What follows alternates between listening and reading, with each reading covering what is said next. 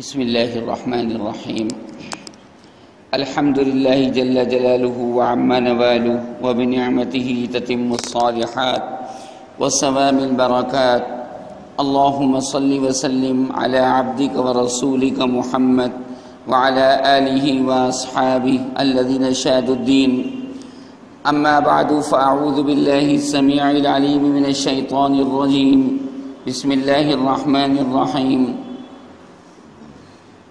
كأنهم حمر مستنفرة فرت من قسورة بل يريد كل امرئ منهم أن يؤتى صحفا منشرة. رب اشرح لي صدري ويسر لي أمري واحلل عقدة من لساني يفقهوا قولي. علم الإنسان ما لم يعلم رب زدني علما. حضرات گرامی، پچھلے درس میں ہم نے آپ سے وعدہ کیا تھا کہ مسئلہ شفاعت کے بارے میں آپ حضرات کے سامنے گفتگو کریں گے. اللہ تبارک و تعالیٰ کی توفیق، اس کے فضل و احسان اور نبی کریم صلی اللہ علیہ وسلم کے صدقے اور طفیل. یہ جہنمی جب جہنم کے اندر ڈال دیے جائیں گے اور اہل جنت ان سے سوال کریں گے ما سلککم فی سقر، تم لوگوں کو جہنم میں کس چیز نے ڈال دیا؟ تو وہ اس کے اسباب جو بتائیں گے وہ پچھلے درس میں بیان ہو چکے. قالوا لم نک من المصلین، نمبر 1 ہم نماز کے پابند نہیں تھے. ولم نک نطعم المسکین، اور ہم مسکین کو، غریب کو، اپاہج کو کھانا نہیں کھلاتے تھے، کبھی جیب سے دھیلا نکال کر نہیں دیا. وَكُنَّا نَخُوضُ مَعَ الْخَائِضِينَ، اور ہم باتیں بنانے والوں کے ساتھ مل کر باتیں بناتے تھے، خوب اعتراض کرنے والوں کے ساتھ مل کر دکانوں پر بیٹھ کر، چوپالوں پر بیٹھ کر، مجمعوں کے اندر بیٹھ کر، محفلوں کے اندر بیٹھ کر باتیں بناتے تھے اور خوب غیبتیں کر کر کے اپنے بھائیوں کا کچا گوشت کھاتے تھے. وَكُنَّا نُكَذِّبُ بِيَوْمِ الدِّينِ، اور ہم اس قیامت کے دن کو جھٹلاتے تھے اور کہتے تھے کہ تم اے کہنے والے غلط کہہ رہے ہو. یہاں کوئی بات بھی ہے، یہ امروہہ کا ایک انداز ہے، کوئی بات بھی ہے، میں جاؤ بھی اپنا کام کرو. وَكُنَّا نُكَذِّبُ بِيَوْمِ الدِّينِ حَتَّى أَتَانَا الْيَقِينَ، یہاں تک کہ ہمیں موت آ گئی اور اسی عقیدہ باطلہ پر اور عمل باطل پر ہم قائم رہے. اللہم احفظنا. پھر اب وہ لوگ کیا کہیں گے؟ فَمَا تَنْفَعُهُمْ شَفَاعَةُ الشَّافِعِينَ. اب اللہ فرماتا ہے کہ سفارش کرنے والوں کی سفارش بھی ان کو نفع نہیں دے گی. توجہ میری طرف رکھیں، سفارش کرنے والوں کی سفارش بھی کوئی فائدہ ان کو نہیں دے گی. یاد رکھو، اللہ تعالیٰ کے دربار میں حاضر ہونے والے 2 طرح کے لوگ ہوں گے. ایک تو وہ لوگ کہ جو ایمان کی حالت میں دنیا سے گئے پر نیک اعمال کے اندر کچھ کمی رہ گئی، کچھ گناہ ہو گئے، جس کی بنیاد پر اللہ تعالیٰ نے ان سے ناراض ہو کر ان کو جہنم کی آگ میں ڈال دیا. اللہم احفظنا. یاد رکھیے، بعض لوگ تو دنیا کے اندر وہ ہیں کہ ان کے نامہ اعمال کے اندر نیکیاں ہی نیکیاں ہیں، نیکیاں ہی نیکیاں ہیں، نیکیاں ہی نیکیاں ہیں. اور بعض لوگ ایسے ہیں کہ ان کے اعمال کے اندر گناہ ہی گناہ ہیں، گناہ ہی گناہ ہیں، گناہ ہی گناہ ہیں. کیا کہا میں نے؟ نمبر 1، بعض لوگ ایسے ہیں کہ جو اپنے نامہ اعمال کے اندر نیکیاں ہی نیکیاں رکھتے ہیں، یعنی کثرت کے ساتھ نیکیاں ہیں، اکا دکا کوئی گناہ ہو تو ہو. نمبر 2، بعض افراد ایسے ہیں کہ کثرت کے ساتھ ان کے نامہ اعمال کے اندر غلطیاں ہی غلطیاں ہیں، گناہ ہی گناہ ہیں، کچھ کبائر ہیں، کچھ صغائر ہیں، کچھ بڑے ہیں، کچھ چھوٹے ہیں. 2 ہو گئے. اچھا جی، قرآن یہ بتلاتا ہے کہ نمبر 3، کچھ افراد ایسے ہیں دنیا کے اندر کہ گناہ بھی ہیں اور نیکیاں بھی ہیں، گناہ بھی ہیں اور نیکیاں بھی ہیں۔ اور چوتھی قسم اور نکال کے بتاتا ہوں میں اسی قرآن سے آپ کو، اور وہ یہ کہ جتنے نیک اعمال ہیں اتنے ہی گناہ بھی ہیں۔ استوت حسناتہم وسیئاتہم، ان کی نیکیاں بھی اتنی جتنے گناہ، اور ان کے گناہ بھی اتنے جتنی نیکیاں ہیں۔ اب کتنی طرح کے لوگ ہو گئے؟ 4 طرح کے ہو گئے۔ نمبر 1، نیکیاں غالب ہیں، 10-12% گناہ ہیں، اللہ تعالیٰ سے توبہ کر لیں گے، مرنے سے پہلے پہلے، انتقال سے پہلے پہلے بیڑا پار ہے، بیڑا پار ہے۔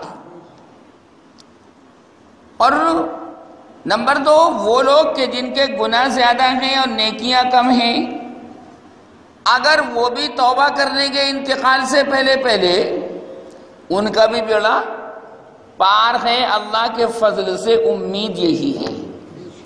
ہمیشہ یاد رکھو، اللہ سے یہ دعا مت کرنا کہ اے اللہ ہمارے ساتھ عدل کا معاملہ فرمانا، یہ تو معاملہ بہت خراب ہو جائے گا۔ نہیں، عدل کا مطلب یہ کہ جیسی کرنی ویسی بھرنی، مہربانی کچھ نہیں، شفقت کچھ نہیں، مرسی کچھ نہیں، مرسی کچھ نہیں، بینیفیسنٹ کچھ نہیں، کچھ بھی نہیں۔ اور فضل، اللہ سے دعا کرنا اللہ ہمارے ساتھ فضل کا معاملہ کرنا۔ عدل کرنے پر آ جائے تو ہم ہلاک ہوئے بنا رہ نہیں سکتے، اور فضل کرنے پر آ جائے تو نجات کے سوا ہمیں کچھ مل نہیں سکتا، جنت ہی جنت، مزے ہی مزے۔ تو اس لیے دعا کرنا کہ اللہ تعالیٰ ہمارے ساتھ عدل کا معاملہ نہ فرمانا، بلکہ دور سے بولو، فضل کا معاملہ فرمانا۔ وَلَوْلَا فَضْلُ اللَّهِ عَلَيْكُمْ وَرَحْمَتُهُ لَكُنْتُمْ مِنَ الْخَاسِرِينَ، اگر تمہارے اوپر اللہ کا فضل نہ ہوتا اور اس کی رحمت نہ ہوتی تو تم تو کبھی کے ٹوٹے میں پڑ گئے ہوتے، لیکن اللہ نے بچا لیا۔ اللہ نے، جیسے ڈاکٹر صاحب کہہ دیتے ہیں کبھی کبھی، میں جاؤ تم تو ہمارے پاس آئے تھے مرنے کی حالت میں، وہ تو دوائیاں دے دے کر ہم نے بچا لیا، کہتے نہیں کہتے؟ اللہ تعالیٰ تو ڈاکٹروں سے بھی زیادہ بڑا ہے، فضل و کریم، فضل و کریم، فاضل، فضل کرنے والا، ذو فضل، ان اللہ هو الرزاق ذو القوة المتین۔ قرآن میں کہا گیا وَلَوْلَا فَضْلُ اللَّهِ عَلَيْكُمْ وَرَحْمَتُهُ لَمَسَّكُمْ فِي مَا أَفَضْتُمْ فِيهِ عَذَابٌ عَظِيمٌ وَلَوْلَا فَضْلُ اللَّهِ عَلَيْكُمْ وَرَحْمَتُهُ مَا زَكَى مِنْكُمْ مِنْ أَحَدٍ۔ 18ویں پارے کی آیتیں پڑھ رہا ہوں میں آپ کے سامنے، سورہ نور کی۔ تو کون سا معاملہ کروانا چاہتے ہیں؟ عدل کا، فضل کا؟ فضل کا، فضل۔ واللہ ذو فضل عظیم، اللہ عظیم فضل والا ہے۔ میں ہمارا اس کا جوڑ کیا ہے؟ کوئی جوڑ ہے؟ کوئی جوڑ نہیں ہے، بس اتنا کہ وہ خالق ہے، ہم مخلوق ہیں، وہ رحمان ہے، وہ رحیم ہے، ہمارے اندر گناہ ہے، اس کے اندر کوئی گناہ نہیں، کوئی غلطی نہیں۔ وہ جو کرتا ہے ہماری بہتری کے واسطے کرتا ہے، چاہے اس کی حکمتیں سمجھ میں آویں اور چاہے نہ آویں۔ اور کچھ لوگ ایسے کہ جن کی نیکیاں اور بدیاں برابر، 50 گناہ ہیں تو 50 نیکیاں بھی ہیں۔ اب قیامت میں کیا ہوگا؟ یہ لوگ کہلاتے ہیں اصحاب الاعراف۔ کیا کہلاتے ہیں؟ اصحاب الاعراف۔ یہ جنت کے باہر ایک دیوار ہوگی، ایسے لوگ اس دیوار کے اوپر بیٹھے ہوں گے، ان کے حق میں کوئی فیصلے نہیں ہوا، نہ جنت کا اور نہ جہنم کا، بیچارے ادھر میں لٹکے ہوئے ہیں، قائم ہیں، ادھر میں لٹکے ہوئے ہیں۔ انتظار، اگر ادھر کو دیکھ رہے ہیں بائیں طرف تو ارے بڑی ہولناکی کا منظر ہے، چیخنا چلانا گدے جیسی آوازیں، اللہم احفظنا۔ اور جنتیوں کے ٹھاٹ باٹ دیکھ رہے ہیں تو طبیعت چاہ رہی کہ میاں پر لگ جائیں، اڑ کر چلے جائیں، لیکن انسان کے پر تو ہوتے نہیں، تو بیچارے وہاں انتظار کر رہے ہوں گے اپنے فیصلے کے بارے میں کہ اللہ فضل فرما دے، بس جنتیوں کو دیکھ رہے ہوں گے، اشارہ کر رہے ہوں گے، اشارہ کر رہے ہوں گے دیکھ دیکھ کر، دیکھنا ہمیں بھی جنت دے دو، ہمیں بھی۔ بھائی آپ اگر ہمیں جنت دے دیں گے تو آپ کا کیا بگڑ جائے گا؟ ہماری بگڑی بن جائے گی اور آپ کے خزانے میں کوئی کمی نہیں آئے گی۔ ایسے لوگوں کو قرآن کہتا ہے اصحاب الاعراف، کیا بولتا ہے؟ وَنَادَى أَصْحَابُ الْأَعْرَافِ رِجَالًا يَعْرِفُونَهُمْ بِسِيمَاهُمْ قَالُوا مَا أَغْنَى عَنْكُمْ جَمْعُكُمْ وَمَا كُنْتُمْ تَسْتَكْبِرُونَ أَهَؤُلَاءِ الَّذِينَ أَقْسَمْتُمْ لَا يَنَالُهُمُ اللَّهُ بِرَحْمَةٍ ادْخُلُوا الْجَنَّةَ لَا خَوْفٌ عَلَيْكُمْ وَلَا أَنْتُمْ تَحْزَنُونَ۔ یہ بیچارے دیکھ رہے ہوں گے نیکیاں اور بدیاں دونوں برابر ہیں، پھر کیا کرے گا؟ اللہ تعالیٰ اپنا فضل فرماتے ہوئے ان کو جنت میں داخل فرما دے گا، اور یہ لوگ جانے کے بعد ایک ٹھنڈا سانس بھریں گے، سبحان اللہ ہم بھی یہاں پر آ گئے، اللہ نے اپنا کرم کر دیا، اللہ نے اپنا کرم کر دیا۔ اور وہاں اللہ کے فضل کے آگے ان کی نگاہیں پلکیں جھک جھک جائیں گی، جھک جھک جائیں گی، ایک ایک نس اللہ کا شکریہ ادا کر رہی ہوگی، کیونکہ ادھر کی ہولناکیاں سامنے ہیں، آگ کی لپٹیں ہیں، اللہم احفظنا۔ دنیا کے اندر تو رہتے ہوئے ذرا سی لائٹ بھاگ جاتی ہے تو ہم سے آپ سے گرمی برداشت نہیں ہوتی، وہاں کیا حال ہوگا؟ اللہ بچائے، اس کے دھوئیں سے بھی جو بچائے۔ یہ قرآن والوں کا مجمع ہے، اور امید ہے مجھے انشاءاللہ اس کی ذات سے حضور کے صدقے اور قرآن کے صدقے اور طفیل کہ جیسے ہم یہاں مل کر بیٹھیں جنت میں بھی مل کر بیٹھیں گے، مزے اڑائیں گے۔ پہلوان صاحب دل سے کہہ دیجیے آمین۔ چنانچہ وَآخَرُونَ اعْتَرَفُوا بِذُنُوبِهِمْ خَلَطُوا عَمَلًا صَالِحًا وَآخَرَ سَيِّئًا عَسَى اللَّهُ أَن يَتُوبَ عَلَيْهِمْ إِنَّ اللَّهَ غَفُورٌ رَحِيمٌ۔ 11ویں پارے کا دوسرا رکوع سورہ توبہ۔ تو یہ لوگ جہنم کے اندر جو جائیں گے، ان کو سفارش کرنے والوں کی سفارش نفع نہیں دے گی۔ سفارش کون کون کریں گے؟ انبیاء کریں گے، اولیاء کریں گے، صحابہ کرام کریں گے، صالحین نیک بندے کریں گے، باعمل حافظ قرآن کرے گا، باعمل جو قرآن کے تقاضوں پر عمل کرتا ہو اور رمضان والا حافظ نہ ہو بلکہ پورے سال قرآن پڑھنے والا ہو۔ یہ نہیں کہ شعبان کا مہینہ آیا اور پھر قرآن لے کے بیٹھ گئے، دور چل رہی ہے، نا نا نا نا، یہ تو رمضانی حافظ ہوتے ہیں، جیسے برساتی مینڈک ہوتے ہیں نا، بالکل اسی طرح بھائی فکر ہوتی جلدی سے، اب تراویح میں سنانا ہے، جلدی لے کر بیٹھو قرآن، دور کریں گے بھائی، نہ سوال ہی پیدا نہیں ہوتا۔ یا جو قرآن کو غیر اللہ کے لیے استعمال کرنے والے ہوں گے وہ بھی اس فضیلت کے حقدار نہیں، وہ خود ہی جنت میں چلے جائیں تو بات دوسری ہے، بہت بڑی بات ہوگی، وہ دوسروں کو تو کیا لے کر جائیں گے؟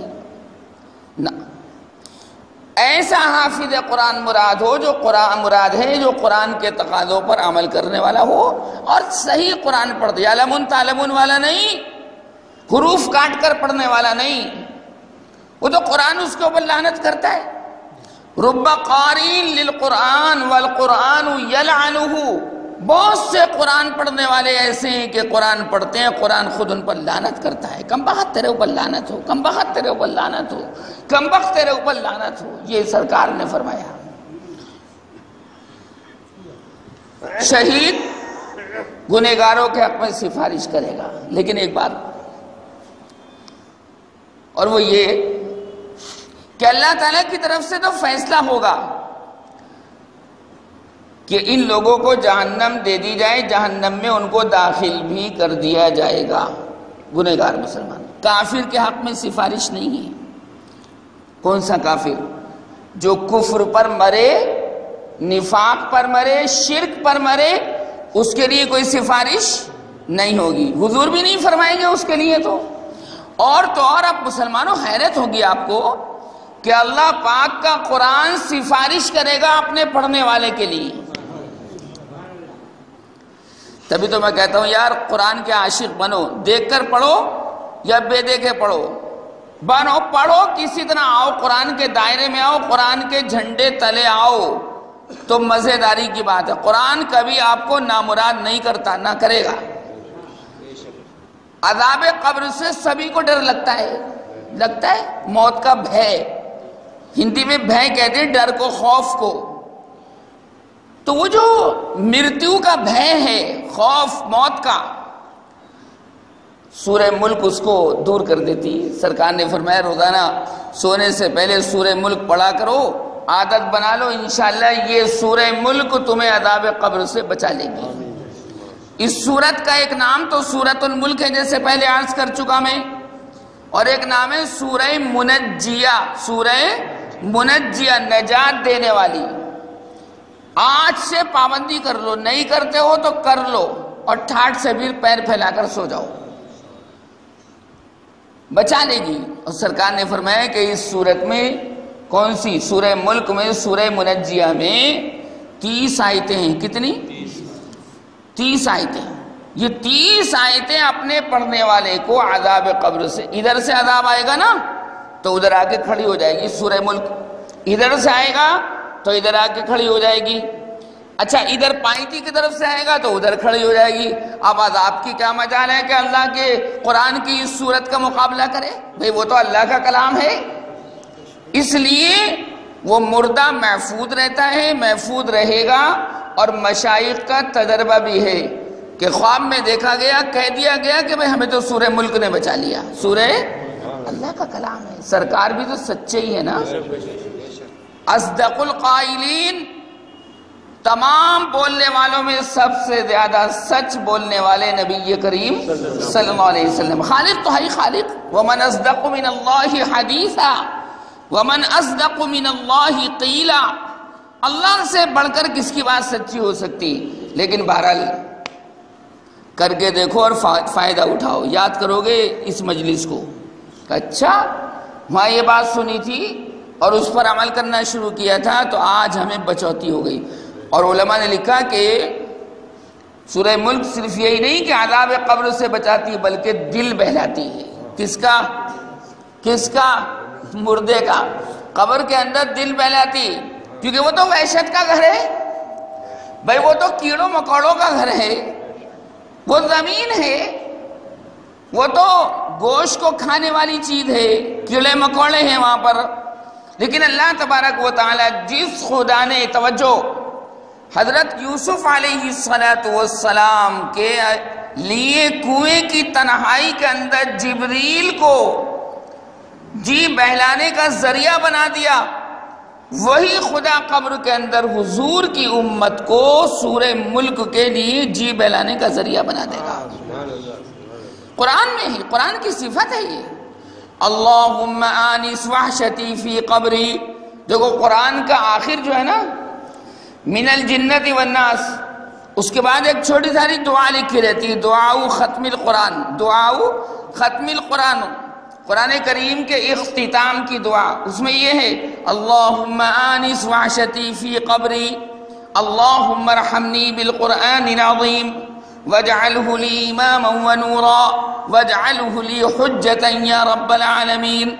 کیا مطلب ہے؟ اللہم آنس وحشتی فی قبری، اے اللہ میری قبر کے اندر میری وحشت، میری گھبراہٹ، میری تنہائی کے مقابلے میں اس قرآن کو دوست بنا دے، اس قرآن کو میرے لیے مونس بنا دے، مونس جی بہلانے والا، ہمدم بنا دے، غمگسار بنا دے، رفیق کار بنا دے۔ معلوم یہ ہوا قرآن جی بہلائے گا اپنے پڑھنے والوں کے لیے۔ تو ان کے حق میں تو سفارش قبول نہیں کسی کی بھی۔ باقی جو لوگ ایمان والے ہیں، گناہ گار ہیں، خطا کار ہیں، جہنم کے اندر ڈال دیے گئے، ان کو یہ پتا کہ دنیا کے اندر سن رکھا تھا، علماء کی زبانی کتابوں میں پڑھ رکھا تھا، احادیث میں پڑھ رکھا تھا کہ نبی مکرم، نبی معظم صلی اللہ علیہ وسلم سفارش کا دروازہ کھول دیں گے۔ اب ایک حدیث میں آپ کو سنا دوں، پھر بات آگے بڑھے گی۔ بخاری اور مسلم کی حدیث ہے کہ نبی کریم صلی اللہ علیہ وسلم نے فرمایا کہ قیامت کی جو ہولناکیاں ہوگی، قیامت کی جو شدتیں ہوں گی، سختیاں ہوں گی، اللہم احفظنا، سب لوگ گھبرائے ہوئے ہوں گے، لیکن قرآن کے عاشق گھبرائے ہوئے نہیں ہوں گے۔ قرآن کے عاشق وہ تو اللہ تعالیٰ کا دیدار کرنے میں لگے ہوئے ہوں گے۔ ان کو کہاں فرصت ہے اپنے محبوب کے جمال جہاں سے؟ فرصت کہاں؟ اور جب توجہ کسی اور طرف ہوتی ہے تو بھی تکلیف کا احساس نہیں ہوتا۔ جیسے اگر بچے کو انجیکشن لگانا ہوتا نا ڈاکٹر صاحب کو، تو کہتے دیکھو بچے، دیکھو اوپر کبوتر اڑ رہا ہے، دیکھو اوپر، اتنے میں انجیکشن بھی لگا دیا، وہ کبوتر دیکھنے بھی لگا رہا اور یہاں انجیکشن بھی لگ گیا۔ کیوں بھائی؟ کرتے نہیں کرتے ہیں، ایسے ہی کرتے ہیں، توجہ بڑھ جاتی ہے۔ تکلیف نام ہے احساس کا، جیسے یہ احساس ختم ہوگا آپ کی تکلیف بھی ختم ہو جائے گی۔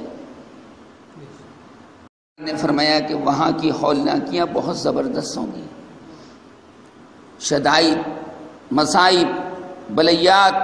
بھائی سورج سوا نیزے کے اوپر ہوگا، اب تو چوتھے آسمان پر ہے سورج کی۔ کون سے آسمان پر؟ چوتھے آسمان پر بھی نام پوچھتا ہے، اور روزے کی حالت میں تو اور بھی زیادہ احساس ہوتا ہے کہ نہ پانی پی سکتے ہیں، نہ جناب کوئی چیز کھا سکتے ہیں، اتنی زبردست گرمی پڑتی ہے، اور وہ اتنے قریب ہوگا۔ خیر، حضور اقدس صلی اللہ علیہ وسلم ارشاد فرماتے ہیں کہ لوگ جب پریشان ہوں گے، ادھر سے ادھر، ادھر سے ادھر، ادھر سے ادھر، ادھر سے ادھر، کبھی ادھر کو بھاگیں گے، کبھی ادھر کو بھاگیں گے۔ اللہ ہمیں آپ کو تو اپنا دیدار کروائے رکھے، محسوس ہی نہ ہو۔ زور سے بول دو آمین۔ اور نبی کریم صلی اللہ علیہ وسلم کا قرب اور نزدیکی ہمیں عطا فرمائے رکھے، پھر کو گھبرانے کی بات نہیں۔ پریشانی کے وقت میں آدمی کبھی اندر کبھی باہر، کبھی اندر کبھی باہر جاتا ہے، نہیں جاتا ہے، پریشان ہوتا ہے، سکون کی تلاش میں رہتا ہے، کسی طرح سکون مل جائے۔ تو لوگ ظاہر ہے کہ اولاد جب پریشان تو اپنے ابا کے پاس جائے گی، حضرت آدم علیہ السلام کے پاس لوگ جائیں گے، ابا ہم آپ کی اولاد ہیں، اللہ نے آپ کو اپنی قدرت کاملہ سے پیدا فرمایا، ابا آپ کی اولاد اس وقت بہت پریشان ہے، آپ اللہ تعالیٰ سے فرما کر ہمیں نجات دلوائیں۔ حضرت آدم فرمائیں گے میری کوئی مجال نہیں ہے، بھیا میرے اندر کوئی طاقت نہ، یہ ٹکا سا جواب کون دے رہا ہے؟ حضرت آدم کس کو؟ بھائی بھتیجوں کو یا اپنی اولاد کو؟ اپنی اولاد کو۔ معلوم یہ ہوا اللہ کے علاوہ واقعی کوئی سہارا مضبوط نہیں ہے۔ سہارا کس کا مضبوط ہے؟ اللہ تبارک و تعالیٰ کا اور نبی کریم صلی اللہ علیہ وسلم کا۔ میں نے جنت کے اندر وہ دانہ کھا لیا تھا نا، شرم آتی کچھ کہتے ہوئے، میں نکل گیا تھا، میں بھی نکلا تھا، میری بیوی حوا بھی وہاں سے نکلی تھی، اور وہ تو یوں کہیے کہ اللہ تعالیٰ نے میرے ذہن و دماغ میں توبہ کرنے والے دعائیہ کلمات ڈال دیے، اور میں نے وہ دعائیہ کلمات پڑھ پڑھ کر دنیا میں اللہ کو راضی کیا۔ ربنا ظلمنا انفسنا وان لم تغفر لنا وترحمنا لنكونن من الخاسرین۔ یہ اللہ تعالیٰ نے حضرت آدم کو، کیا کریم خدا ہے کہ لو جی غلطی ہو گئی، اب یہ پتہ نہیں کہ اللہ کو کیسے راضی کرے۔ بھئی سب سے پہلے انسان اللہ نے فرمایا کہ آدم کو پتہ نہیں کہ کیسے مجھے راضی کیا جاتا ہے، سو دعائیہ کلمات سکھا دیے. فَتَلَقَّى آدَمُ مِن رَبِّهِ كَلِمَاتٍ فَتَابَ عَلَيْهِ إِنَّهُ هُوَ التَّوَّابُ الرَّحِيمُ. لو جی، غلطی کرو، غلطی انسان کرے اور غلطی توبہ کرنے کا طریقہ کار بھی اللہ سکھاوے. بڑی کریمی کی بات ہے کہ اچھا بھائی ایسے کہو ہم سے، یار اپلیکیشن ایسے لگاؤ، بھائی فارم یار ایسے فل کرو، ایسے لکھو، یہ کہو وہ کہو. یہ اللہ تعالیٰ کی شان کریمی کی بات ہے. 40 سال تک روئے ہیں کون؟ حضرت آدم اور حضرت حوا بھی، دونوں کو تنہا کر دیا تھا اللہ تعالیٰ نے. حوا اتاری گئی جدہ میں، کہاں؟ جو سعودیہ میں ہے، جدہ. کنگ عبدالعزیز ایئرپورٹ جہاں پر ہے، دنیا کا سب سے بڑا ایئرپورٹ ہے وہ. ایٹ اے ٹائم 700 ہوائی جہاز کھڑے ہو سکتے ہیں وہاں پر. بہت بڑی بات ہے. اور حضرت آدم ان کو ہندوستان میں اتارا گیا، مقام سرندیب پر، جو ابھی اس وقت ہندوستان سے کٹا ہوا ہے، ہندوستان سے مقام سرندیب. اب یہ دونوں جدا ہو گئے. کون؟ جنت میں ساتھ تھے، الگ الگ تھے؟ ایک ساتھ تھے، لیکن اللہ تعالیٰ نے غلطی کرنے کی وجہ سے دونوں کو الگ الگ کر دیا، دونوں کو الگ الگ کر دیا. اس نے فرمایا گیا فتاب علیہ، اللہ نے ان کی توبہ قبول فرما دی. انہ هو التواب الرحیم، واقع اللہ توبہ قبول کرنے والا، زمانے حال میں اور زمانے استقبال میں رحم کرنے والا ہے کہ آئندہ غلطی ہونے سے بچاتا بھی ہے. میں نہیں کر سکتا، جاؤ ابراہیم کے پاس جاؤ، نہیں نوح کے پاس جاؤ، کیونکہ وہ نوح جو ہے نا ابو البشر ثانی کہلاتے ہیں. حضرت آدم کو بولتے ہیں ابو البشر اول، ابو البشر تمام انسانوں میں سب سے پہلے انسان. اور حضرت نوح کو بولتے ہیں ابو البشر ثانی، تمام انسانوں میں دوسرے نمبر پر انسان. کیوں؟ اس لیے کہ جب طوفان آ گیا تھا تو بیچارے یہی بچ گئے تھے. حضرت نوح علیہ السلام اللہ تعالیٰ کے برگزیدہ پیغمبر بچ گئے تھے. یہ ہم اور آپ جو ہے نا 80 آدمیوں کی اولاد ہیں. کتنے؟ وہ جو کشتی کے اندر 80 آدمی بچ گئے تھے نا، 40 مرد اور 40 عورتیں، ان کی اولاد ہیں ہم. ان کے جو بیٹے تھے، ایک بیٹا یافس، ایک بیٹا حام، ایک بیٹا سام، ایک بیٹا ہند. یہ بیٹوں کے نام بتا رہا ہوں حضرت نوح علیہ السلام کی. ایک بیٹا نافرمان، اس کا نام تھا کنعان. کیا نام تھا؟ کنعان. کنعان نہیں، کنعان، کاف کے زیر کے ساتھ. اس سے حضرت نوح نے کہا بھی کہ بھئی دیکھو اتنا پانی آ رہا، تم یار ہمارے پاس آ جاؤ، ایمان لے آؤ بھی. لیکن بیٹے نے بات نہیں مانی اور کہنے لگا کہ کیا پرواہ کی بات ہے، اگر طوفان آ گیا پانی کا تو کوئی بات نہیں، میں تو پہاڑ پہ چڑھ جاؤں گا. یہ نہیں پتا تھا باولے کو کہ یہ تو پانی کی موجیں پہاڑ کی چوٹی سے بھی اونچی جائیں گی. کہنے لگا قال سآوی الى جبل يعصمني من الماء قال لا عاصم اليوم من امر الله الا من رحم وحال بينهما الموج فكان من المغرقين. اب یہ بات چیت چلی رہی تھی باپ اور بیٹے کے درمیان، ایک پانی کے موج آئی اور بہا کر لے گئی. کس کو؟ کنعان کو. تو ایک بیٹا تھا حام، ایک بیٹا تھا سام، ایک بیٹا تھا یافس ساسے، ایک بیٹا تھا ہند. ہند ہماری انڈیا کو کیا بولتے ہیں؟ ہندوستان بولتے ہیں. اسی کا تو بسایا ہوا ہے. سمجھ رہے ہیں بات کو؟ عربی میں ہندوستان کو ہند بولتے ہیں. سعودیہ میں آپ جائیں تو یہاں کے رہنے والے کو ہندی بولتے ہیں. ہندی، ہندیون یعنی ہندوستان کا رہنے والا. تو چونکہ اس بچے کا نام ہند تھا، اس نے یہاں آ کر اس دیش کو بسایا، اس لیے اس کو ہندوستان کہا گیا. فارسی میں کہتے ہیں ہندوستان، فارسی میں عربی میں کہتے ہیں ہند، توجہ چاہوں گا، اور راجہ دشرتھ کے بیٹے بھرت کی وجہ سے کیا بولتے تھے؟ بھارت، ہندی میں نام سنا نہیں؟ اب کیا نام بولتے ہیں اس کو؟ بھارت۔ پھر انگلش والوں نے اس کو انڈیا کیسے کر لیا؟ کوئی گھبرانے کی بات نہیں، وہ بھی بتا دیتا ہوں ابھی۔ ایک پروفیسر سے میں نے پوچھ لیا کہ بھئی بتاؤ بھارت کو انڈیا، تو بغلے جھانک رہے تھے۔ میں نے کہا تم سے اچھے تو ہم بوریا پہ بیٹھنے والے لوگ ہیں یار، تم پروفیسر ہو کر یہ سوال کا جواب نہیں دے سکے۔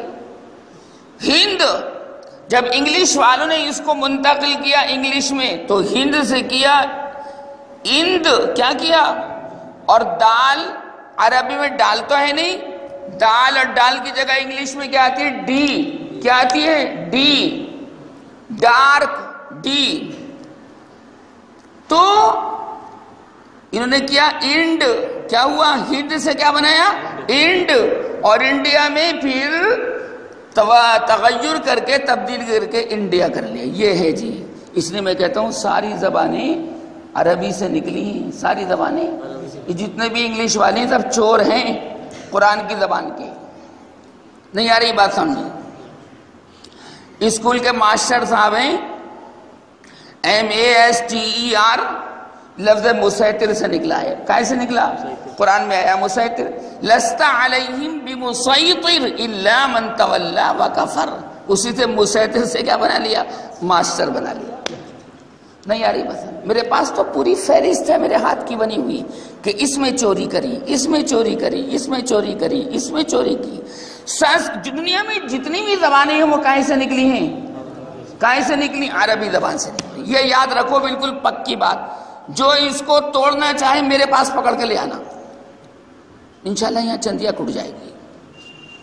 عرض کرنے کا منشا یہ ہے کہ توڑ مروڑ کر ساری زبانوں کا ماخذ کیا ہے؟ عربی۔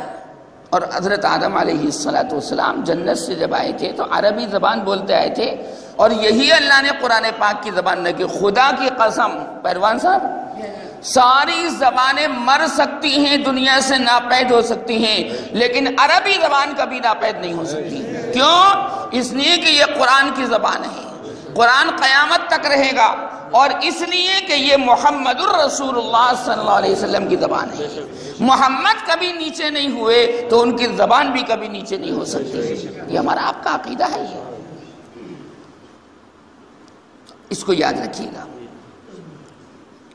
چنانچہ حضرت نوح کے پاس جائیں گے، انہوں نے کہا میری ہمت نہیں کچھ کہنے کی، آج تو اللہ کا ایسا غضب ہے، ایسا غضب ہے کہ ایسا غضب تو کبھی دیکھا ہی نہیں گیا اور نہ آئندہ دیکھا جا سکتا۔ یہ سب کون سنا رہا ہے؟ نبی کریم صلی اللہ علیہ وسلم سنا رہے ہیں صحابہ کو۔ صحابہ آنکھیں پھاڑ پھاڑ کے سننے کے، اچھا ایسا بھی ہوگا، ایسا بھی ہوگا، ایسا بھی ہوگا۔ حضرت نوح فرمائیں گے کہ میں نہیں کہہ سکتا، کیونکہ میں نے اپنے بیٹے کے لیے سفارش کر دی تھی، میں کس منہ سے اللہ تعالیٰ سے کہوں؟ میں نہیں کہہ سکتا۔ اور واقعی سفارش کر دی تھی انہوں نے۔ وَنَادَى نُوحٌ رَبَّهُ فَقَالَ رَبِّ إِنَّ ابْنِي مِنْ أَهْلِي وَإِنَّ وَعْدَكَ الْحَقُّ وَأَنْتَ أَحْكَمُ الْحَاكِمِينَ۔ اللہ نے فرمایا تھا قَالَ يَا نُوحُ إِنَّهُ لَيْسَ مِنْ أَهْلِكَ إِنَّهُ عَمَلٌ غَيْرُ صَالِحٍ فَلَا تَسْأَلْنِي مَا لَيْسَ لَكَ بِهِ عِلْمٌ إِنِّي أَعِظُكَ أَن تَكُونَ مِنَ الْجَاهِلِينَ۔ 12ویں پارے میں سورہ ہود کے اندر۔ جاؤ ابراہیم کے پاس جاؤ۔ اب لوگ جو ہیں وہ سب حضرت ابراہیم علیہ السلام کے پاس آئیں گے، لیکن ایک بات بتا دوں میں، بہت پیار کی بات، کہ حضور اقدس صلی اللہ علیہ وسلم کی امت جو ہوگی، توجہ، وہ قیامت کے میدان میں ماری ماری نہیں پھرے گی۔ قیامت کے میدان میں جیسے اور امتیں پھر رہی نا ماری ماری، نہ، وہ تو تلاش کریں گی کہ محمد مصطفیٰ کا مکھڑا دیکھ جائے، محمد مصطفیٰ کا دیدار ہو جائے تو بیڑا پار ہو جائے، دیدار ہو جائے تو بیڑا پار ہو جائے، اور رحمت پروردگار ہو جائے۔ وہ ماری ماری نہیں پھرے گی۔ کیوں؟ ان کو یہ کانفیڈنس، یقین وہ یہ بلیو کرتے ہوں گے کہ محمد مصطفیٰ کو ہم کیا تلاش کریں، وہ تو خود ہم تلاش کرتے کرتے یہاں پر آ جائیں گے۔ جیسے بیٹا تلاش نہیں کرتا باپ کو، اگر بیٹا نہ ملے بیٹی نہ ملے تو کون تلاش کرتا؟ باپ۔ تلاش کرتے کرتے کرتے کرتے آخر بیٹی اور بیٹے کے پاس پہنچ ہی جاتا ہے بڑھیا نبی کہ نہیں؟ کتنا بہت بڑھیا نبی۔ حضرت ابراہیم فرمائیں گے بھائی ایسا غصہ ہم نے نہیں دیکھا، میں نے تو جب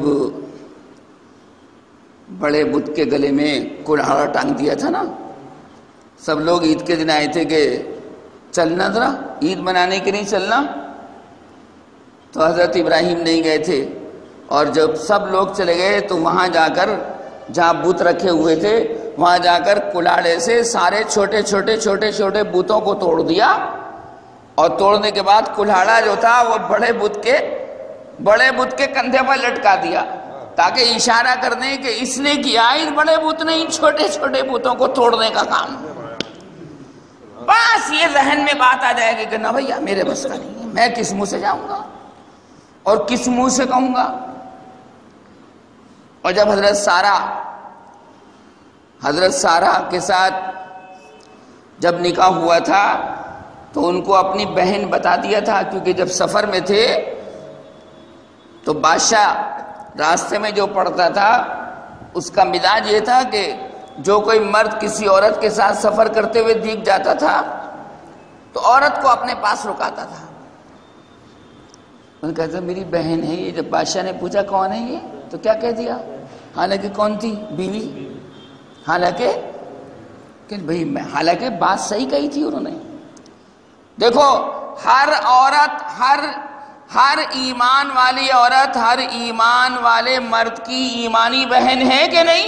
اس اعتبار سے کہی تھی بات ٹھیک تھی، لیکن جھوٹ جیسی صورت لگ رہی تھی تو بس ڈریں گے کہ نہ میں کچھ نہیں کہہ سکتا۔ چنانچہ یہ وہاں سے بھی تو حضرت ابراہیم فرمائیں گے موسیٰ کے پاس جاؤ، بہت ہٹی ضدی، اللہ تعالیٰ شاید ان کا معاملہ قبول کر لے، شاید وہ تیار ہو جائیں۔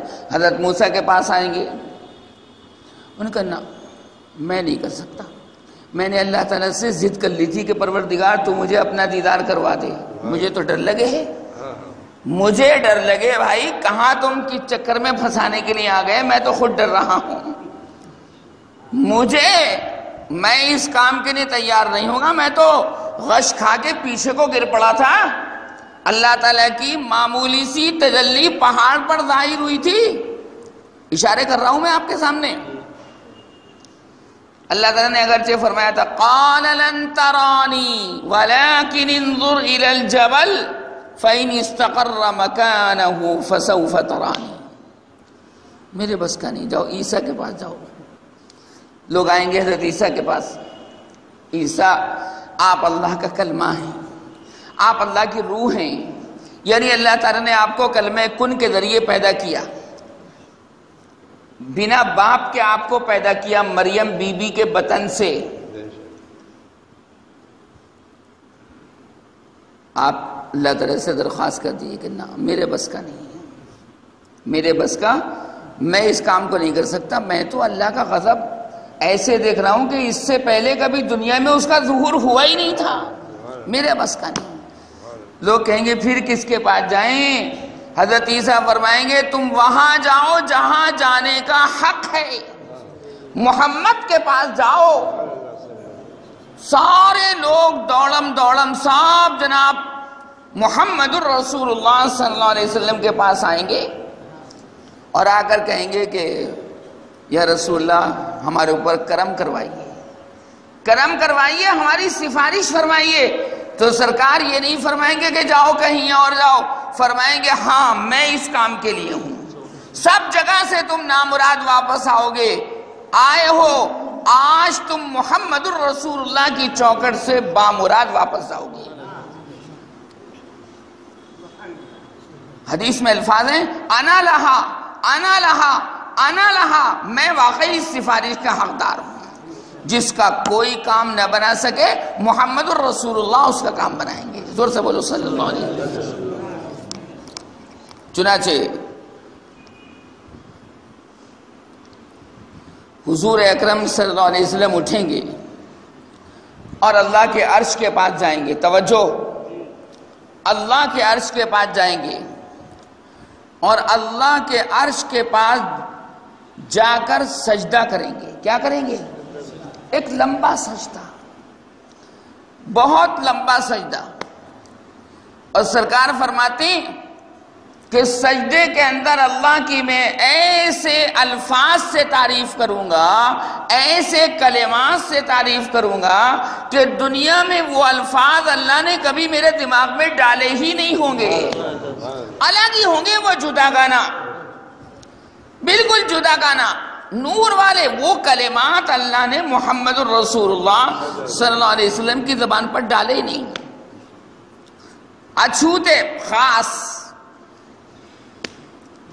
جب بہت لمبا سجدہ ہو جائے گا تو اللہ تعالیٰ کی طرف سے ندا آئے گی. بخاری میں ہے یہ روایت اور مسلم کے اندر اللہ کی طرف سے ندا آئے گی, ارفع راسک یا محمد, اے محمد اپنا سر اٹھائیے سجدے سے, سل تعطا, مانگو کیا مانگنا ہے آج تمہیں سرفراز کیا جائے گا, آج تمہاری بات کو رد نہیں کیا جائے گا. سل تعطا, سوال کرو تمہیں دیا جائے گا. اللہ تعالیٰ کو پتہ نہیں کیا سوال کرنے کے لیے آئے ہیں حضور اکرم صلی اللہ علیہ وسلم, پتہ نہیں بھائی, پتہ ہے, لیکن پھر بھی عام بات کہی, سل تعطا, مانگو کیا مانگتے ہو تمہیں دیا جائے گا. اشفع تشفع, ہاں سفارش کرو تمہاری سفارش آج ہم قبول کریں گے. اللہ تعالیٰ کی طرف سے یہ اعلان ہو جائے گا. تو حضور اکرم صلی اللہ علیہ وسلم مزید شکریہ کے طور پر اللہ کی خوب تعریف کریں گے, خوب تعریف کریں گے, خوب تعریف کریں گے. تو ابھی تو سجدے کے اندر کیا ہوتا ہے, کیا پڑھتے ہیں آپ سجدے میں؟ قرآن پڑھتے ہیں یا تعریف کرتے ہیں؟ سبحان ربی الاعلی, سبحان ربی الاعلی, پاک ہے میرا رب جو سب سے اونچا ہے. وَهُوَ الْعَلِيُّ الْكَبِيرُ, اللہ علی ہے, بلندی والا ہے, برتری والا ہے, تفوق والا ہے, فضل عظیم والا ہے. پروردگار مجھے سفارش کرنی ہے. سرکار فرماتے ہیں سفارش کا دروازہ سب سے پہلے میں مصطفیٰ کھولوں گا. کون کھولے گا؟ میں جنت کا دروازہ تو سرکار کھولیں گے ہی, لیکن سفارش کا دروازہ بھی کون کھولے گا؟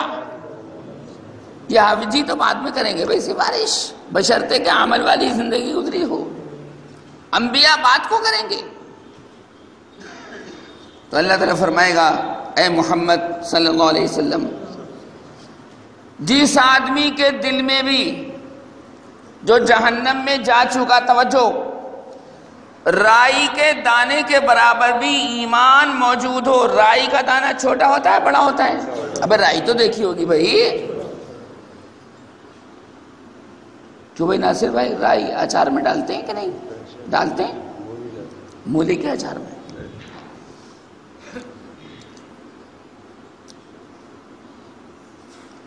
رائی کے دانے کے برابر بھی جس آدمی کے دل میں ایمان ہو, اے مصطفیٰ تم جا کر نکال لاؤ.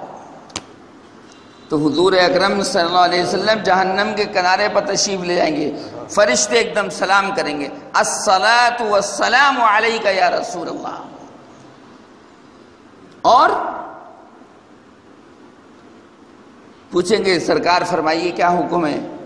سرکار فرمائیں گے جس آدمی کے دل میں بھی رائی کے دانے کے برابر ایمان موجود ہے, چاہے کتنے ہی گنہگار ہے, کتنے ہی گناہ گار ہے, کتنے ہی خطا کار ہے, کتنے ہی سیاکار ہے, سب کو نکال دو. تو پہلے راؤنڈ میں, فرسٹ راؤنڈ میں جتنے نکال سکیں گے فرشتے نکال لیں گے, اور سرکار محمد الرسول اللہ ان سب گنہگاروں سے آگے آگے چل کر ان کو جنت میں بھیج دیں گے. پھر سجدہ کر دیں گے. ابھی دل تھوڑا ہی بڑا مصطفیٰ کا, بہت بڑا دل ہے سرکار کا. اللہ ہمیں وہاں بار بار لے جائے. بہت بڑھیا نبی ہے. میاں المیاں تو ہیں اچھے، لیکن نبی بھی ایمان سے بہت اچھا ہے. زور سے بولو صلی اللہ علیہ وسلم. یہ ہماری باتیں وہاں پہنچ رہی ہیں. جو ہم کہہ رہے ہیں نا کہ نبی بھی بہت اچھا ہے، یہ سینٹنس بھی وہاں پہنچ رہا ہے. یہ سینٹنس، یہ جملہ وہاں پر پہنچ رہا ہے. اور یہ بھی پہنچ رہا ہے کہ کون کون کس کس کا بیٹا یہاں پر شریک ہے، اور یہ مجلس کہاں ہو رہی ہے. یہ بھی پہنچ رہا ہے. فرشتے سب پہنچا رہے ہیں. ہمیں آپ کو تو نہیں دکھ رہے فرشتے، لیکن موجود ہیں یہاں پر. ہوا، پنکھے کی ہوا لگ رہی، لیکن دکھ رہی ہے آپ کو؟ نہیں دکھ رہی. تو نہ دکھنے کا یہ مطلب نہیں کہ چیز موجود بھی نہ ہو، ہے. چنانچہ اب آئے گا سیکنڈ راؤنڈ. حضور اقدس صلی اللہ علیہ وسلم پھر عرش کے پاس جا کر سجدہ کریں گے. پھر وہی تعریفی کلمات. سرکار فرماتے ہیں بیدی لواء الحمد ولا فخر. قیامت کے میدان میں میرے ہاتھ میں حمد و ثنا کا جھنڈا ہوگا، لیکن مجھے کوئی اس پر فخر نہیں ہے. کتنے متواضع تھے واقعی. اتنے بڑے ہو کر اپنے آپ کو کتنا چھوٹا ثابت کر رہے ہیں. اور فرمایا حضور اقدس صلی اللہ علیہ وسلم نے انا سید ولد آدم ولا فخر. میں تمام اولاد آدم کا سردار ہوں، لیکن اس پر بھی مجھے کوئی فخر نہیں ہے. اور فرماتے تھے ارے بھائی میں تو اس عورت کا بیٹا ہوں جو سوکھے گوشت کا ٹکڑا کھاتی تھی. اپنی ماں کے بارے میں فرما رہے ہیں صلی اللہ علیہ وسلم. کتنا اپنے آپ کو چھوٹا سمجھا رہے ہیں. مجھے کیا سمجھتے ہو، میں تو بہت چھوٹا آدمی ہوں. واقعی بڑا آدمی اپنے آپ کو چھوٹا کہتا ہی ہے. اور فرمایا لا تفضلونی علی یونس ابن متہ. متہ کے بیٹے یونس کے اوپر مجھے فضیلت مت دینا. حضرت یونس کی ماں کا نام ہے متہ، جن کو مچھلی نے نگل لیا تھا. متہ، میم تا زبر مت، تا یا کھڑا زبر تا، متہ ایسے لکھا جائے گا. تو سیکنڈ راؤنڈ میں پھر اللہ تعالیٰ فرمائے گا ارفع راسک یا محمد. اے محمد اپنا سر اٹھائیے. سل توتا، مانگو تمہیں دیا جائے گا. جو مانگنا ہے مانگو. اشفع تشفع، سفارش کرو تمہاری سفارش قبول کی جائے گی. سرکار پھر فرمائیں گے یا رسول اللہ امتی امتی امتی. پہلے راؤنڈ میں بھی یہی فرمایا تھا امتی امتی، میری امت میری امت میری امت. ابھی کسی اور کو نہ کہہ رہے، ابھی کسی اور کو نہیں فرما رہے. پہلے اپنی امت کا خیال رکھنا ضروری ہے کہ نہیں؟ کیوں بھائی؟ ماں باپ پہلے اپنے بچوں کا ہی تو خیال رکھتے ہیں.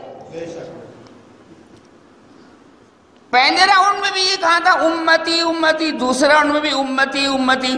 تو اللہ نے فرمایا کہ جس کے دل میں رائی کے دانے کے برابر بھی ایمان پاؤ، جہنم میں سے نکال کر لے آؤ. سرکار پھر سیکنڈ راؤنڈ میں جائیں گے.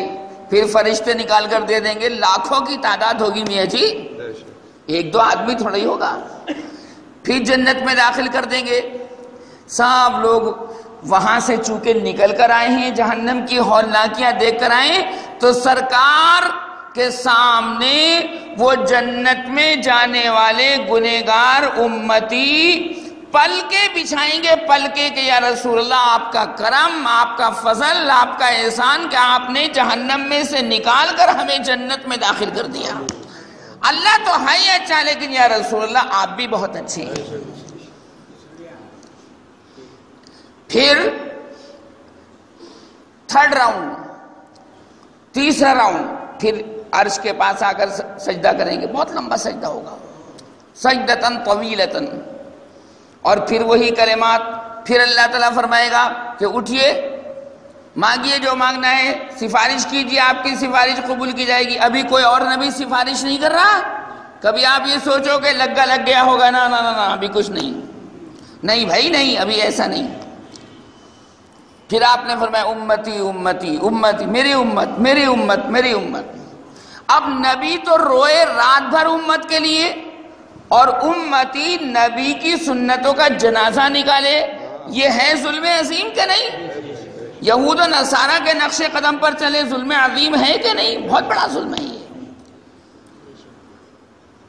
چنانچہ تیسرے راؤنڈ میں بھی لاکھوں کروڑوں کو جہنم سے نکلوا کر جنت میں داخلہ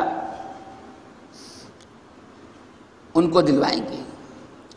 پھر اس کے بعد اللہ تعالیٰ فرمائیں گے اور نبیوں سے کہ بھئی تم بھی اپنی اپنی امتوں کے لیے سفارش کر لو، میرے مصطفیٰ نے شروعات تو کری دی ہے، میرے مصطفیٰ نے تو ساری امت کے سارے نبی جو ہیں اپنے اپنی امت کے گنہگاروں کے لیے سفارش کریں گے، لیکن بھائی جو پہلے داخل ہو گیا اس کا تو کوئی جواب ہی نہیں ہے، اس کا تو کوئی سفارش کے معاملے میں بھی سرکار آگے، قرآن کے معاملے میں بھی سرکار آگے، جنت میں جانے کے اعتبار سے سب سے آگے، تمام اولاد آدم کے سردار سب سے آگے۔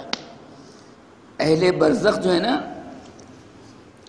یہ قبر میں جو لوگ مردے ہیں ان کی دنیا الگ ہے، ان کی دنیا ہمیں آپ کو تو دکھتا ہے ڈھیر ہے نا، دیکھنے میں لگتا ہے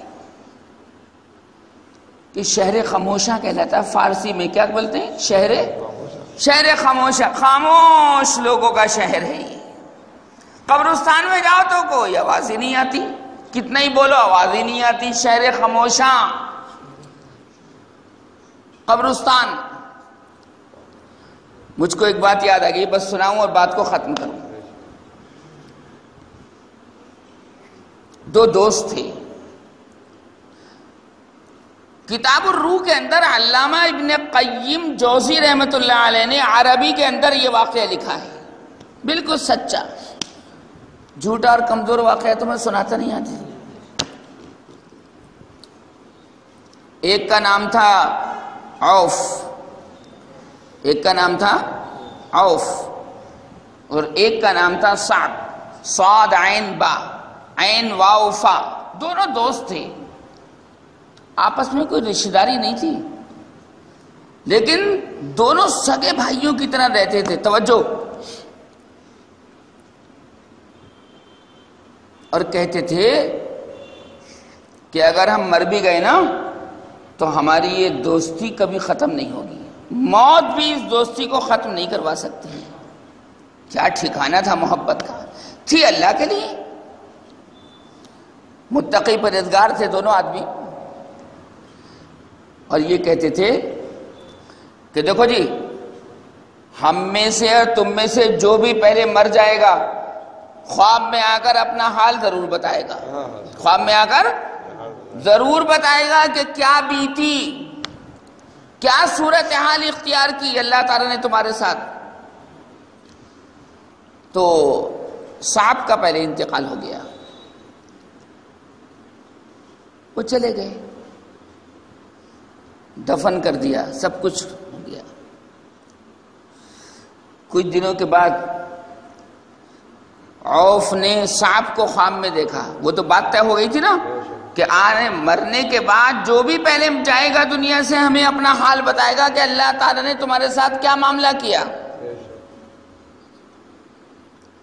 چنانچہ کیا معاملہ ہوا کہ بہت بڑھیا معاملہ ہوا۔ تو نورانی چہرہ تھا کس کا؟ صاحب کا، لیکن یہاں گردن کے اوپر کالا سا نشان تھا، توجہ چاہوں گا، آخری بات عرض کر رہا ہوں، گردن پر کالا نشان تھا۔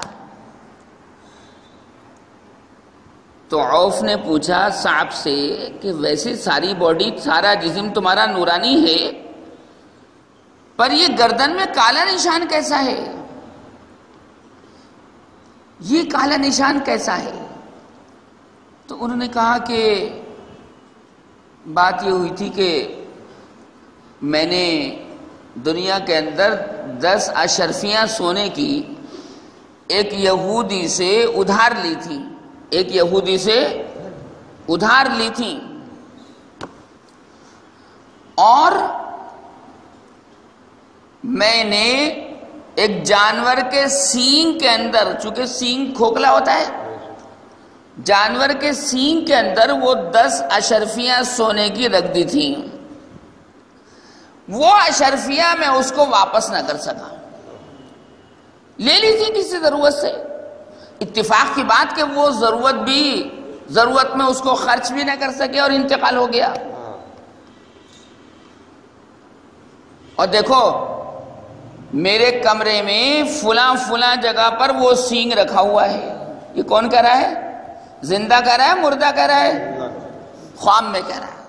فلاں جگہ رکھا ہوا ہے اور آج بھی وہ 10 اشرفیاں سونے کی اس میں موجود ہیں. تم میرے گھر جانا اور جانے کے بعد ان اشرفیوں کو اس سینگ میں سے نکالنا اور نکالنے کے بعد اس یہودی کو بلانا.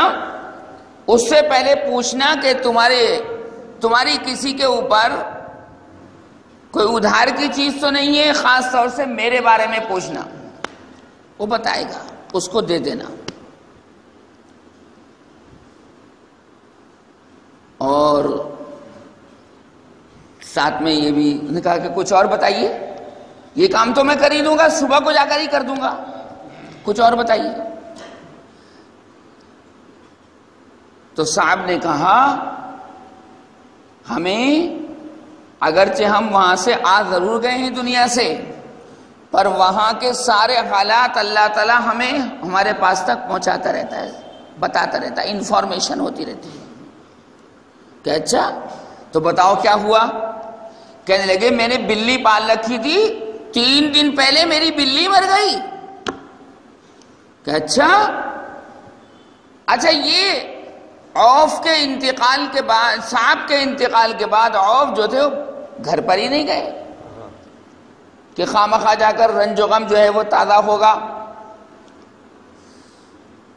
اور دیکھو میری ایک بچی ہے، اس وقت بھی وہ دنیا کے اندر موجود ہے، لیکن 6 دن کے بعد اس کا انتقال ہو جائے گا. 6 دن کے بعد. یہ کون کہہ رہا ہے؟ مردہ ہے یا زندہ؟ مردہ.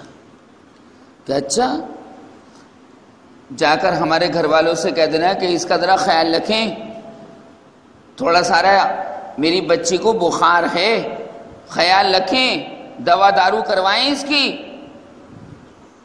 اب یہ آنکھ کھل گئی، صبح کو واقعی گھر پہنچے تو اس جگہ واقعی سینگ رکھا ہوا تھا اور سینگ میں وہ 10 اشرفیاں. اس یہودی کو بلوایا اور کہا کہ یہ آپ سے 10 سونے کے سکے 10 اشرفیاں انہوں نے ادھار لی تھی. کہ ہاں دیکھو یہ کہنے لگے یہی ہے، بدلی بھی نہیں، وہ تبدیل بھی نہیں ہوئی. شاید ایسا لگتا ہے کہ اپنی ضرورت کے اندر وہ خرچ بھی نہیں کر سکے اور دنیا سے چلے گئے. عالم برزخ کی چیزیں عرض کر رہا ہوں. یہاں کے حالات وہاں کے لوگوں کو پہنچاتا رہتا ہے اللہ تعالیٰ. نہیں آ رہی بات سمجھ میں؟ ماں کیا کر رہی، باپ کیا کر رہا ہے، بیٹے کیا کر رہے ہیں، اولاد کیا کر رہی ہے، سب کچھ پتہ رہتا ہے وہاں پر. لہذا پاکیزگی کی زندگی گزارنے کی ضرورت ہے، ورنہ وہاں مردے تکلیف اٹھاتے ہیں. اگر بیٹی کو غلط کام کر رہی اور ماں چلی گئی دنیا سے تو اس کو وہاں تکلیف ہوتی ہے کہ بتاؤ اگر یہاں کے حالات معلوم ہو جائے تو میری بیٹی یہ بات ہی کیوں کرے.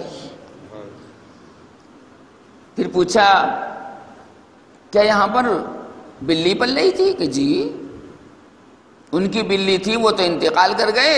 اور بلی محبت بہت کرتی تھی اپنے مالک سے، صاحب سے، لہذا بلی اس صدمے کو برداشت نہ کر سکی اور مر گئی. 3 دن پہلے ایسا ہوا ہے. تو گھر والے کہنے لگے شکایت کرتے ہوئے جب سے وہ گئے ہیں ان کا انتقال ہوا ہے، آپ تو آ کے پھرے بھی نہیں کہ میں اس وجہ سے نہیں آیا کہ میرا رنج و غم تازہ ہو جاتا. یاد رکھو کسی کا انتقال ہو جائے تو 3 دن کے اندر اندر تعزیت کرنا سنت ہے. تعزیت کیا مطلب؟ تسلی دینا. مرنے والے کے گھر والوں کو تسلی دینا، اس کو بولتے ہیں تعزیت. تعزیت مسنونہ سنت ہے نبی کریم صلی اللہ علیہ وسلم کی. لیکن 4تھے دن مت جانا، 5ویں دن مت جانا کہ انتقال ہوا 15 دن پہلے اور آپ جا رہے ہیں اب 15 دن کے بعد، رنج و غم تازہ ہو جائے گا. شریعت منع کرتی. پھر 3 دن کے لیے ہے تعزیت. کتنے دن کے لیے؟ 4تھے دن مت جانا. دعائے خیر کرنا، ایصال ثواب کرنا، یہ شریعت کا ایک خاص قاعدہ ہے۔ ورنہ میں وہ آپ کے دادا کا یا باپ کا انتقال ہو گیا تو پھر آپ نے تو رنج و غم، وہ بیچارے بھول گئے تھے، تھوڑا رنج و غم کم ہو گیا تھا، آپ نے جا کر اور تازہ کر دیا، زخم ہرا ہو گیا۔ یہ سنت طریقہ میں نے آپ کو بتایا کہ بچی کہاں ہے، کہ بچی کھیل رہی ہے، انہوں نے ماتھے پر ہاتھ رکھا ہے، ایسے دیکھا بخار میں بھن رہی تھی، بخار میں بھن رہی تھی، جسم چھو کر دیکھا، کہا کہ اس کا خیال رکھنا، یہ تو نہیں بتایا کہ ایسے ایسے اور صاحب نے کہا ہے، کیونکہ اس سے معاملہ ہو جاتا خراب، اس کا خیال رکھنا، دوا دارو کرواؤ، اس کی سنت ہے۔ ٹھیک ہے 6 دن کے بعد انتقال ہونا ہے، لیکن دوا کرنا بھی تو سنت ہے، دوا کرنا بھی تو، یہ تھوڑا ہی ہے کہ میاں دہی پیے جائے آدمی، دہی 10 آ رہے ہیں تو دہی، یہ بھی بہرحال ایک دوا ہے، یہ بھی ایک دوا ہے۔ چنانچہ 6 دن کے بعد اس بچی کا بھی انتقال ہو گیا۔ یاد رکھو مردہ کبھی جھوٹ نہیں بولتا، مردہ کبھی، یاد رکھو دنیا کے اندر ہے جھوٹ، وہاں کوئی جھوٹ نہیں ہے، کیونکہ وہ آخرت کا ایک حصہ ہے۔ اگر مردہ خواب میں آ کر روتا ہے تو اس کا مطلب یہ کہ اس کو عذاب قبر ہو رہا ہے، وہ تکلیف میں ہے۔ مردہ اگر آپ کو اچھی حالت میں دکھ رہا ہے، نورانی سفید کپڑے دکھ رہے ہیں، اچھے حال میں دکھ رہا ہے، سمجھ لو وہاں پر وہ راحت سے ہے۔ مردہ کبھی جھوٹ نہیں بولتا ہے، یہ تو زندہ بولتا ہے جھوٹ۔ اللہ تعالیٰ مجھے بھی عمل کی توفیق عطا فرمائے اور آپ حضرات کو بھی۔ وآخر دعوانا الحمدللہ رب العالمین۔